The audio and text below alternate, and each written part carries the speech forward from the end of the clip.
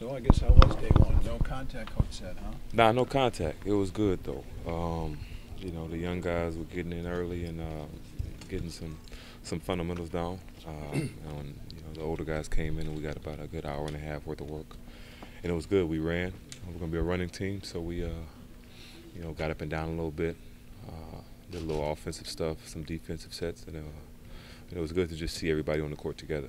Did Coach go over philosophical kinds of things with you? He talked a lot about that. I don't mean with you personally. I mean with the team. He said that that's one of the most important things that he's going to get after here in the early training camp is how he wants things to be and what he expects. Exactly. Yeah, we just had a meeting about that as a team actually, and we talked about our philosophy, what we want people to feel when we get on the court.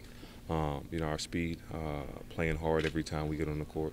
One thing he said is we can't.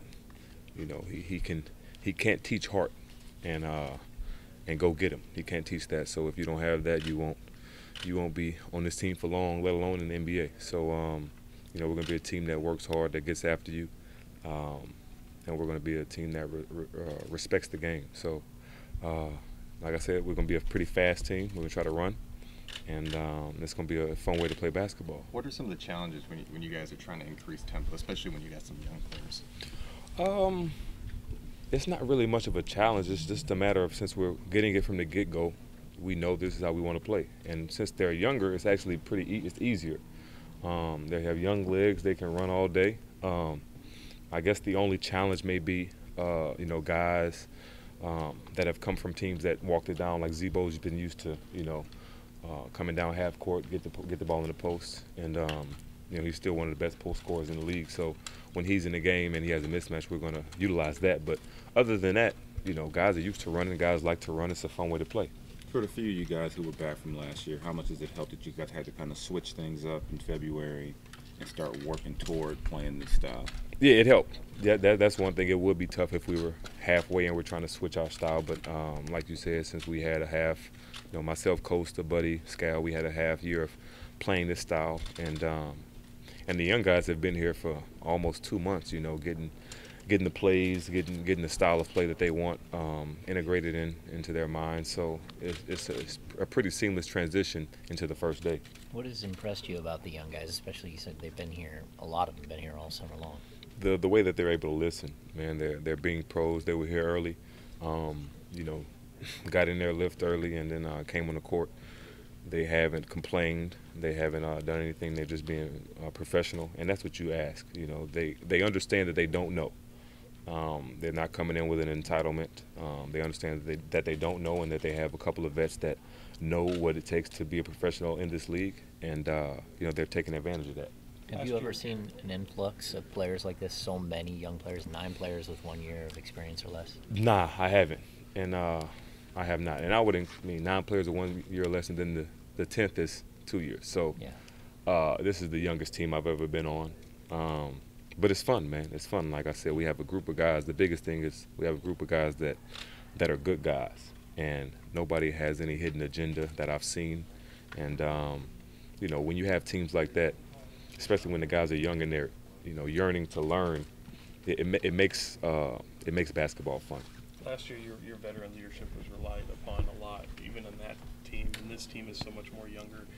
How do you embrace that role going forward and kind of being a little bit more of that presence? Just the same way I did last year. Continue to be a pro. I think the biggest thing with leadership is you can talk it, but you have to walk it. You have to, you can't tell a guy he needs to be on time and you show up later. You can't tell a guy he needs to be early and get his lift in, get 3 or 4 lifts a week, and you get 1 lift a week. So I think by my action is the biggest way. And I also have other vets that I'm going to learn from. I'm going to learn from Vince Carter on how to be a better leader. I'm going to learn from Zebo. I'm going to learn from, continue to learn from Costa and George. But we have other guys. It's not just me. We have 4 other guys that are veterans that can lead and have, have time in this league. So many of these guys will have to go back and forth from Reno and that G League, and and that's part of your experience as well, coming up through all levels of basketball. Will that experience kind of you kind of show them your experience and the route you took? Yeah, sure, definitely. I'll definitely talk to them about that, just like I did last year with Malachi and Scal and Pop. I'll definitely, like I said, impart whatever I have to them and continue to tell them stick with it, and it's not a demotion. It's, you know, at the end of the day, you're getting paid and you're playing basketball rather than being on the bench and just watching. So I think the biggest thing for them, like I said, the group understands that they don't know a lot about the NBA game, and they're willing to learn. So they're willing to listen, and that's all you can ask.